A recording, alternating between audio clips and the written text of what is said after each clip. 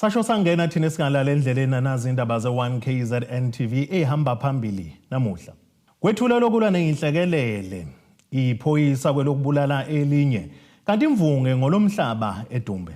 Nina bakambombo usho umnyama indaba ze1 KZN TV zifunde uphilano kaCebe khulu kamzimba umntwana uyakhuleka. Sanibonani. Undunankulu wesifundazwe KwaZulu-Natal uThamsanqa Ntuli uthi kuyadumaza uhulumeni wesifundazwe ukuzwa ngomcwaningo mabhuku omasipala abahlukene bahluleka ukubeka imali yokubhekana ngqo nezinhlekelele. Undunankulu kuNtuli kusho lokhu ke namuhla kathi kethula umkhankaso wesifundazwe okuqwashisa ke emphakathi ngezinhlekelele zasehlobo nobubanjolo ke mzwabantu ogwino seningizimu nesifundazwe iKwaZulu-Natal. Uhulumeni wesifundazwe saKwaZulu-Natal ubungaze usuku lwe-United Nations lokuncishiswa kwezinhlekelele olubizwa nge-International Day for Disaster Reduction nekuhlose ngalo ukuba amadolobha ahlukahlukene abonisane ngezinhlelo ezingenza izindawo zawo ziphephe ngisho kunezimo zezulu ezingezinhle. Well, silapha emzwabantu umhla ka-13 ku-October umhlaba wonke ububungaza ukuguquka kwesimo sezulu nokuxwayisa ngokuguquka kwesimo sezulu. Njengoba qala ke ihlobo kubalekile ukuthi njengesifundazwe nathi benothi umbungazo khona ke namhlanje. Kodwa la singabungazi kuphela khona ngokuthi sizobungaza nje kunanezinsiza esonikezwe umasipala nanemali ezonikezwe umasipala ukuze bayobhekana nenkinga yesimo sezulu sivikele impahla sivikele nemphefumulo yabantu. Umcwaningo mabhuku ukhipha umbiko nje okungemuhle ukuthi omasipala bahlule ukubeka ngisho 1% imali esukuzobhekana nenhlekelele. Manje sibona kubalekile ukuba sihlabe ikhwelo ngokuthi siqale thina senze sikhombise okufanele kube kwenzeke ukuthi sihlabe ikhwelo omasipala ukuthi cha udouble kwesimo sezulu selifikile bakwethu. Ngakho ohulumeni babantu okuthinta abantu kufanele sikuhlelele sikuhlinzekele. Manje kubalekile ukuba ke sihlabe ikhwelo komasipala baba ibeke imali njalo uma kusabeswe imali. Undunankulu uthi kulichilo ukuba omasipala abahlukahlukene abanaso isabelo mali esibheke ukuguquguquka kwezulu. Lo mnyango wakho noka finance kubalekile ukuthi kubukwa indaba zamabudget kungaphasiswa amabudget asuke engenayo isabelo mali sokubhekana nokuguquka kwesimo sezulu nakunakekela nje kwengqalazinda kusemqoka kakhulu. Siyazi ukuthi uma ngabe ama-storm water drainages engasebenzi lokho kuba nomthelelo omubi kangakanani. Kodwa nabantu uqoboke nomlayezo wethu ukuthi kwabona uqobo kunezinto nje ezijwayelekile ukuthi awuwela umfulo ogcwele awuhlale endlini into eqhugwaneni noma kuthiwa indlu enkulu ma ukuvaleka ufudumale makuduma izulu kunezintwanyana nje ezaziwayo sithi nabantu nabo uqobo abazi ukuthi inkinga isikhona abangashisa imililo okungenani bababele indawo lezi ezazi ukuthi jwale ukuphathwa ukuthintwa kabi imililo ukuze sihlenge impahla sihlenge imphefumulo yabantu. Kanti umphemba uphinde wathi kubalekile ukuba imphakathi igade izexwayiso zesimo sezulu. Kuningi imizamo yenziwayo siyazi ukuthi nani abeindaba ni usizo okhulu kabi ukuthi nikhiphe ixwayiso esuke iqhamuka kumkhushulo noma kulaba besimo sezulu. Futhi kuba khona indlela ezahlukahlukene zomasipala buya ke ngesimo sikamasipala ukuthi yona iphi indlela elula yokuxhumana.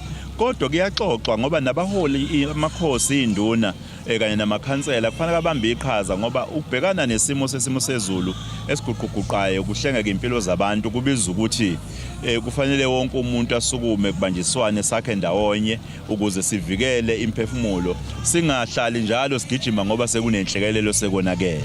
Ntando yenkosi Dlamini ezindabeni ze1 KZN TV ngibika ngisehadingi. Umndeni wephoyisa okusokuthi libulawa ngelinye uthi ukholelwa ukuthi kukuningi okungale kwesizathu sengxabano yokushayilisana kabi emgwaqeni phakathi kwalabo bobabili. Unombuso Ngitoli ilungu lomndeni kaMufu utshelekizwe kule indaba ukuthi bahlalele kovalweni. Ubekhuluma kanjena ke neziko le indaba ngesikhathi ke kuvele kafushane uPhilani Zulu enkantolo kaMantshi yasePhayindana eThekwini obhekene namacala amane kufaka phakathi nelokusolwa ngokubulala iphoyisa uSibonelo Ngidi ngeledlule. Ukhathazekile ngokuphepha kwawo umndeni kaSibonelo Ngidi obeyiphoyisa lezobunhloli odutshulwe wabulawa ngeledlule. Umndeni silimele kakhulu angifuna ukuqambela amanga uSibonelo besamncane kakhulu futhi sisabheka okuningi okungase kwenzeke kuyena njengomuntu obese nomndeni ingane kunebantwana abathathu abashile ekhaya phinde babe nabazali sebebadala nosifisa ke ukuthi kwenzeke ukuthi umthetho udlala indawo yabo Uyabona, sithola ubulungiswa since usibonele ngasekho nokwazi ukuthi njobe sehambileke isizathu esenze ukuthi aze bambulale ayikho enye indlela engalungiseka mawukuthi khona into eyenzile ubhuti wethu ukwazi ukulungiseka. Sisovalweni angifuna ukuqamba manje ngoba asazi ukuthi lento isuka kuphi futhi mawukuthi uyaphuma ubhuti mhlawumbe uthola ibail mhlawumbe uzozoka umndeni ngoba sazi isizathu sokuthi abulawe.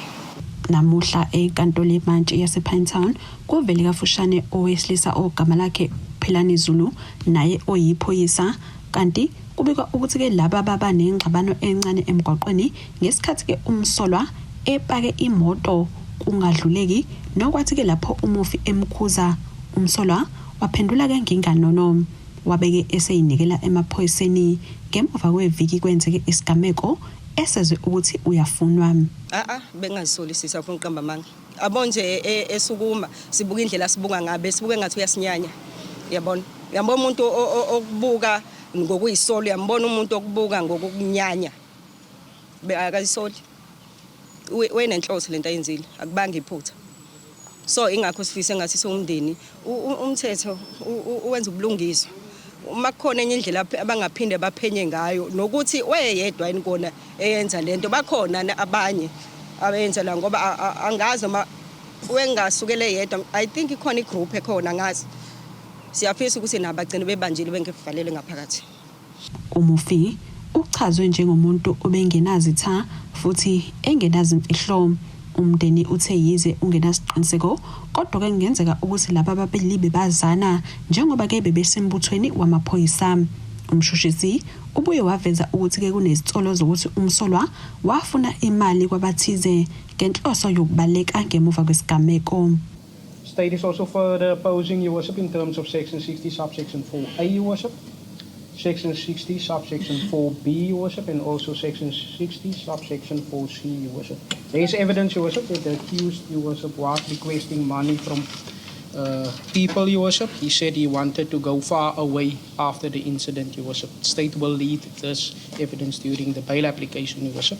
Furthermore your worship, some of the state witnesses are also known to the accused person before court your worship. Umsolwa uzobuyela enkantolo ngeviki elizayo kanti ubekwe amacala amane afake nelokuzama ukubulala nokuphatha ke isibhamu edle abonjwana. Esindabeni ze-One KZN TV kubika uNtomkhona Mvubu eThekwini. Ukhathazekile umphakathi wasendaweni kaMdwadlaza eDumbe enhla nelikaMthaniya okhala ngokuthengiswa komhlaba ngokungekho emthethweni. Lo mphakathi uthi babona ngezitende ezifakwa bengaziswanga lutho kanti umhlaba ungokahulumeni. Lokhu kulandela ngemuva kuba kumphakathi ufake izicelo keminyangweni zomhlaba zokusebenzisa ke lo mhlaba ukuze baziphilise ngawo nokuzicelo keshaka indiva njengoba sekwakhiwa izindlu kulomhlaba ekubeni nenkosi yesizwe ingenalo ulwazi ngalokhu.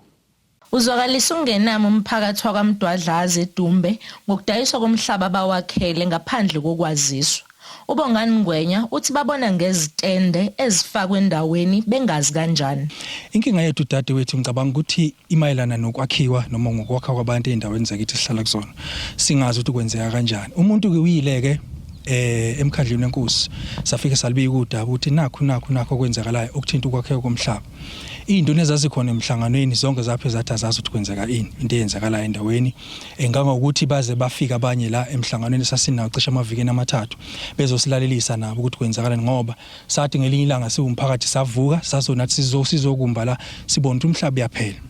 Base ke bephuma abantu bomphakathi lapho kwaze kwaphuma bonke abantu ababeqhamuka nangale ngezansi ezibovu bezosho nakuthi zikhisholani amapeni abesefaka. Ilapho ke savela khona sabona khona ukuthi nabo abantu abathintekayo mhlawumbe abafaka kule ndawo yakithi ngokusho kwabo nanonwazi abantu banalo bathi indawo yabo. Uqhube ngokuthi ngokwazi kwabo lo mhlaba ungokahulumeni. Ngoba ulwazi esinalo into ethi umhlaba lo uyi-state land. Into enginawo le baza bangithumela nakuma-email. Umhlaba sesikuthola ukuthi uyi-state land ngoba sasifuna ukwazi sifuna ukusebenzisa umhlaba ukuyiphilisa kona ukulima ngoba ngaze ngabaveza ukuthi ngokubuka indawo ukuthi mhlawumbe ngaba enhle masingalima amabhontshisi nombilo obufu ngoba ngokubukeka le ndawo ukuthi vele izosilekelela usikwazi ukuphila thina sihlala kule ndawo.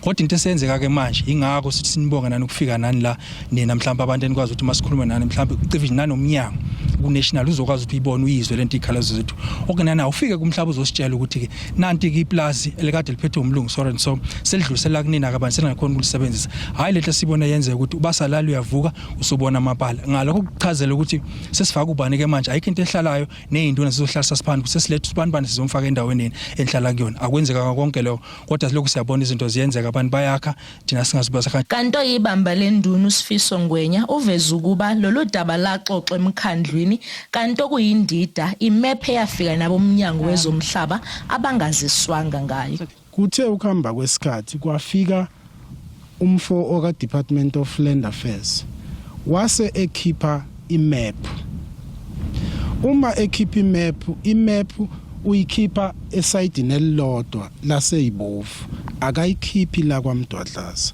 imap isishintshile ayisengalendlela obaba nomkhulu abazi ngayo imap isithi lamaplazi ahlukana la omabili kanti indawo eyaziwayo eleyo mgwaqo omkhulu kwakunocingo la kuhlukanisiwe ngoba kwakwamasimu nezimvu so uma ngabe ke eseyishiya le map ngale isinikeza laba bangale ezibovu le ndawo ngokwale map eshiwa uMahlaba khona manje abomnyango wezomhlaba bakwazanga ukuphendula uze kwashaya isikhathi sokubika lolu daba emoyeni kubika uThobe Kadladla ezindabeni ze1KZN TV ngisedumbe Umathi Khombriko nguthishanhloko wesikole sabakhubazekile iThuthukani Special School empangeni enyakatho kwaZulu-Natal uthi ukunqoba kwabo kwindondo ngokuvelela ke kufundisene abantwana abakhubazekile eNingizimu Afrika umcimbi weindondo National Teachers Union Awards kuzosiza ukufundisa ukulwa nokucwaswa kwabantu abakhubazekile emphakathini yahlukene isikole ke iThuthukani Special School siphume phambili kumunxa we-Special Needs School Leadership Uthishanhloko wesikole iThuthukani Special School esingaphandle kwasempangeni uMathi Khombriko uthi ukunqoba kwabo lendondo kuqinisekisa ukuthi abafundi abakhubazekile bavelela ke ezintweni ezahlukene. This is an award to say that learners with special needs can achieve. You know, we have our choir is achieving at national level. Our learners for sport is achieving at international level.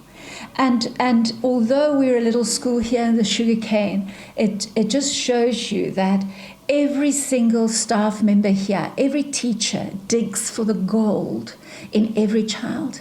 And we live in an amazing community. The fact that our school doors are still open in this very difficult time is because of our community. Lesi sikole sinabafundi abangamakhulu ka448 abadinga ukunakelwa ngenxa yezidingo zabo sithi njengoba kuzoqala kunyaka sizobhekana ke nomzimba kwezezimali. Have a shortage of 1.5 million to be able to run the school like we do, you know, with our programs. And this is where we need the community. Every community member must say, we want to be part of the winning team at Thuthukani Special School because this is a winning team. We are the best in South Africa. So support us, be with us, take our children forward. Njengoba sekuphela unyaka lesikole sithi sesamukeleke izicelo zabafundi abangaphezulu kwama300 kodwa ke singeke sikwazi ukubamukela bonke ngoba kugcwele. We have a huge waiting list in our school because we are a very, very good school.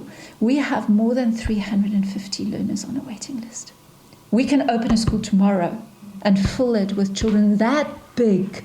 The need is for special needs in our country, and we are really leaders, you know, when it comes to special needs. Our programs, our therapy programs, our sport programs, our academic programs that we do in our school is state of the art because of the buy-in from our community. Eminye imiklomelo lesikole sibuye nayo izothuthukisa ukufunda nokufundisa kulesi sikole. Akagcinanga nje ukuthi awine enze isikole sethu ukuthi saziwe kodwa ubuye nezindondo wabuya nemiklomelo eminingi eyahlukene afike nayo ezosenza njengesikole ukuthi sikwazi ukuthuthuka kangcono kunalokho ebesiyikho.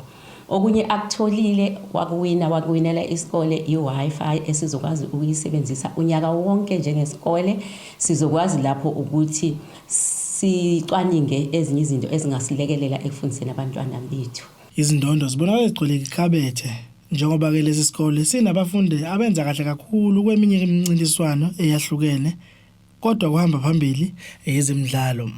Ezindabeni ze-1 KZN TV uBinkosi Enhle Mthembu eMpangeni. Ake sithi ishelele itolene nebeselo siyabuya futhi nezinye zindaba.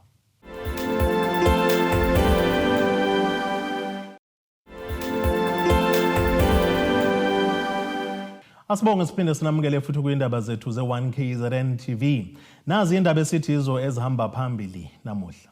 Kwethulelo lokulwa nenhlekelele, iphoyisa kwelokubulala elinye kanti imvunge ngolomhlaba eDumbe. Inkosi yesizwe sakaNibele ehluhlwe enyakatho KwaZulu-Natal ugama lenkosi Mdluli wethule ngokusemthethweni ozoba ke induna yesigodi saseMpofini uSifiso Mdluli ongomunye wasebukhosini. Inkosi sikwayithi kilindele kuba kazinikele emphakathini aphinde ahole ngobuqotho uMdluli kanti okuyinduna yokuqala aseyethule kezizweni sakwaNibela eminyakeni eli-14 ehlele kesihlalweni ke sobukhosi. Abephume ngomningi amalungu omphakathi wakwaNibela esigodini saseMpofini lapho ezokwamukela induna yesigodi yethule ngokusemthethweni inkosi yesizwe ugama lenkosi Mdluli. Inkosi usikwayo ube sebalula ezinye zezingqinamba ezobhekana nazo induna yakhe. Namhlanje ke usuku olukhulu lokuthi ngize la ngizothula induna uSifiso Mdluli ngizoyithula esizweni esigodini saseMpofini. Yona induna engizoyithula ke lela esigodini saseMpofini ukuthi ayingibhekelele lesigodi lesi saseMpofini. Kuningi engilindele ukuthi induna ikwenze la kulesi sigodi.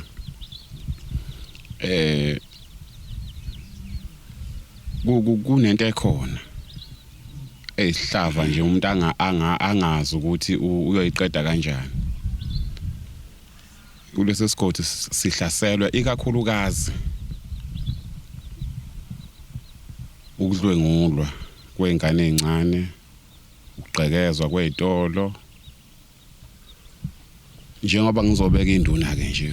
Induna esamukelile lesikhundla yathembisa nokubambisana nabaholi basendaweni ngenhloso yokuthi kusizakala umphakathi wonkana. Ngiyafisa ukuthi ngisho ukuthi umuntu uzimisele kakhulu ngokuthi konke okufanele ukuthi akwenze sizweni sakwaNibele.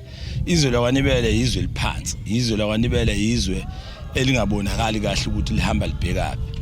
Umuntu uyafisa ukuthi kuzo zonke into ezokwenzeka abambisane nesizwe, abambisane nomphakathi nesigodi namakhansela nabo bonke ubuholi obukhona. Umuntu uzimisele ngokwenza lokho ngoba ngeke kube umholi ngaphandle kwabantu. Noma ngabe kuthiwa uhlakaniphe kangakanani kodwa nje ufuna wazi ukuthi uma umholi umholi ngabantu. Ilokho engakusho nje umsakazi osukwini namhlanje oluyinqa izivele kimi ebekade ngingazi nami ukuthi inkosi ingalala ivuke isho lokho esikusho namhlanje kimi.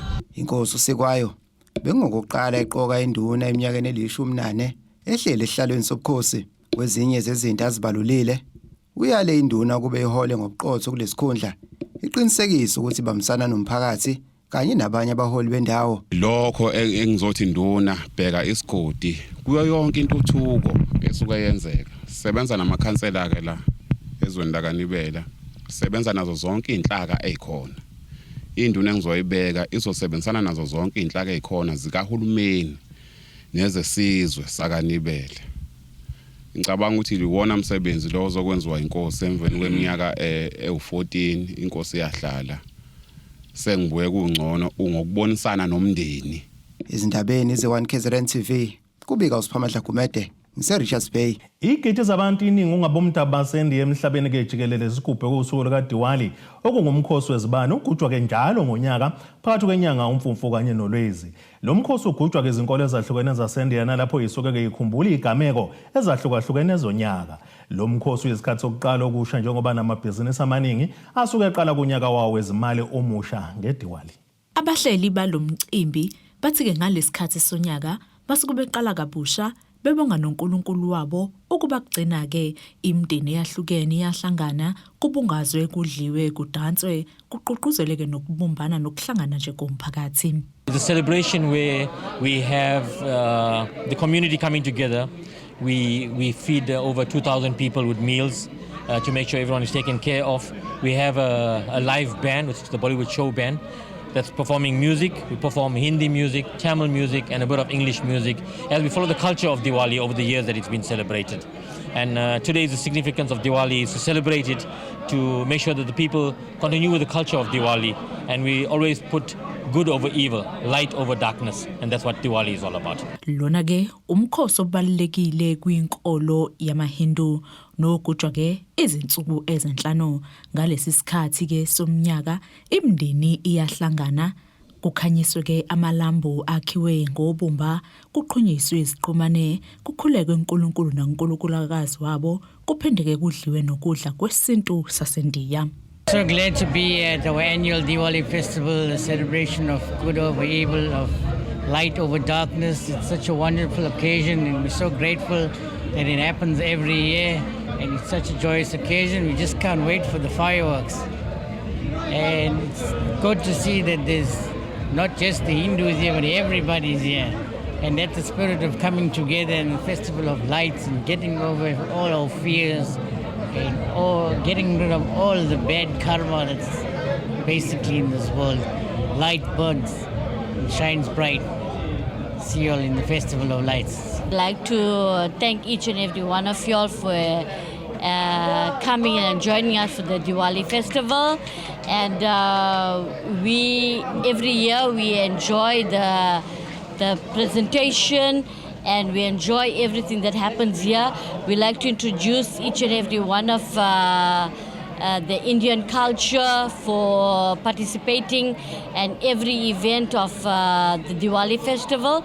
We just want to thank each and every one for joining us and enjoying the evening with us. Lo mkhosi ke awugcine nje ngembungazo kodwa ngawo ke lo mkhosi buhlanganisa ke izinkolo ezahlukene. Lo mkhosi ke uhanjelwa abantu abangaphezulu kwezikulungwane ezinhlanu. Ikhansela la kule ndawo lithi ke osomabhizinisi bendawo nabo ke bazuza ngalomcimbi njengoba bethola ithuba lokuthi ke bedayise ngezinto ezahlukene. Something like 3,000 to 5,000 people every year in this place here. It started off very small and that is how we go on with the celebration here. So we would like to wish everybody a happy Diwali and may you be blessed and everything of the best. We also have stalls which is here in Brackenham, and you'll notice that we allow the stallholders to sell anything, whatever they want, but everything has to be legal. It's got to go according to compliance, and that is how it is. Estabeni ze1 KZN TV ngengusamkeliswe Ngqulunga ngise Brackenham, Richards Bay. Kuzokonyelisa abafundi abangaphezulu kwama200 abebenza ke izifundo ezihlanganisa ke izibalo, iscience kanjalo neaccounting kwisikhungo keNkungumate Youth Center seNkandla enyakatho yaKwaZulu Natal. Labafundi bebesizwa ngothisha abasoka kwizikole ezahlukahlukene ngaphansi kohlelo lesikhungo. Lo mcimbi uphinde wasetshenziselwa ukugqugquzela abafundi njengoba ke kuqala ukubhala kwezivivinyo zikamatikuletsheni ngosuku lwangolesine.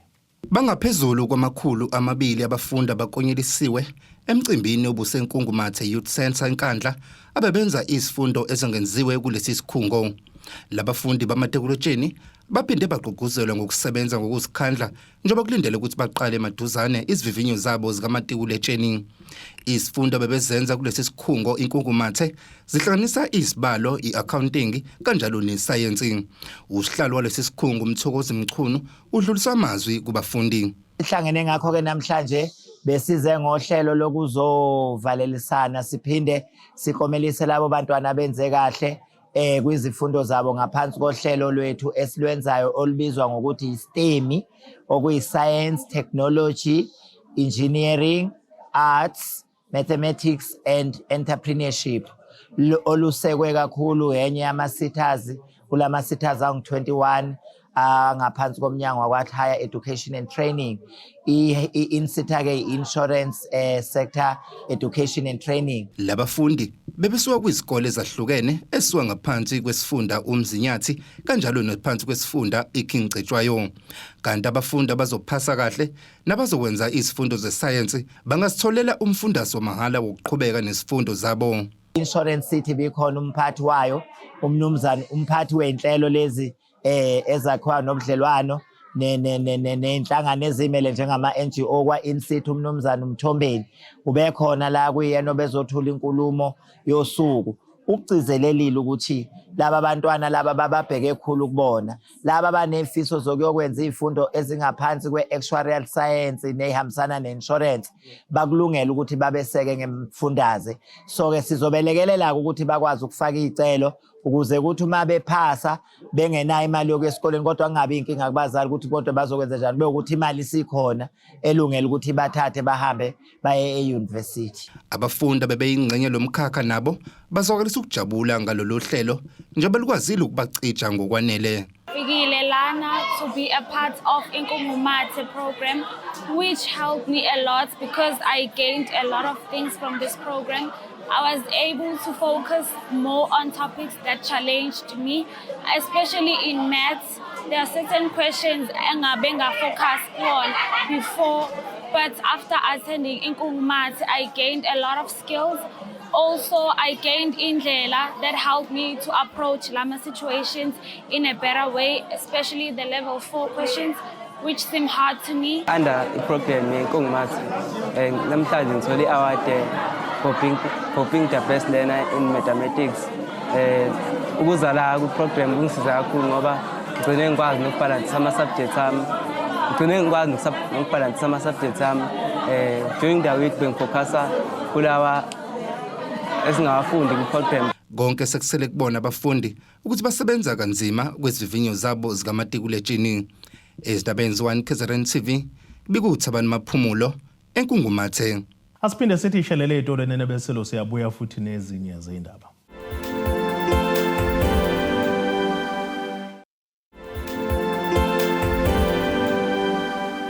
Asibonge siphinde sinamukele futhi kwindaba zethu ze1 KZN TV. Nazi ihlokwana zethu sithi izo ezihamba phambili namuhla. Kwethula lokulwa nenhlekelele iphoyisa kwelokubulala elinye kanti imvunge ngolomhlaba eDumbe. Ake sibheke engosini yezomnotho. Iranda kuleli ngu-17.32 kuyidola laseMelika libe ngu-20.25 maqhathiso nopondo waseBrithani libe ngu-20.20 maqhathiso ne-euro yase-Europe kanti ngegolide ime ku$4,259.74 ounce uthi intengo longahluziwe ibe ngu-$61.29 umphongolo. Ake sibheke engosini yezemidlalo. Uqeqesho weqembu labafana bestyle eMamelodi Sundowns uMiguel Cardoso usencoma iqembu lakhe kulandela ubakele babhadziseke ngemvulo yamagoli amahlanu kwelilodwa eRemo Stars yasezweni yaseNigeria kumdlalo omlenzo oqala wokuhlungela ukuya kowandelo lokuya kwisigaba sesibili seCape Champions League. Lo mqeqesho usenqobeka imidlalo engama-30 kwengama-53 efikele kuleli qembu uthi ukuzimisela kwabadlali bakhe yikho okwenze badlula ngehubo kulo mdlalo. Ake sibheke naso isimo sezulu esingalindeleka.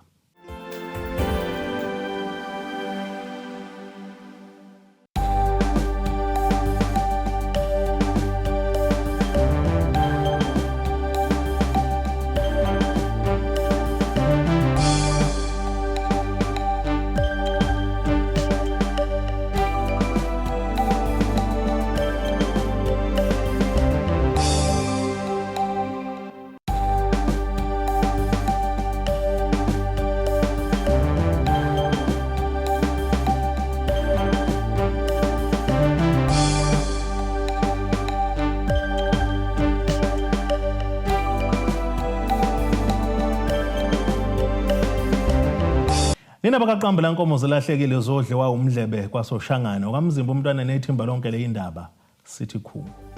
Abethuli bethu bezindaba baxhaswe iThulis Bayview Bridal. Ungabashayela kulezi zinombolo ezivelile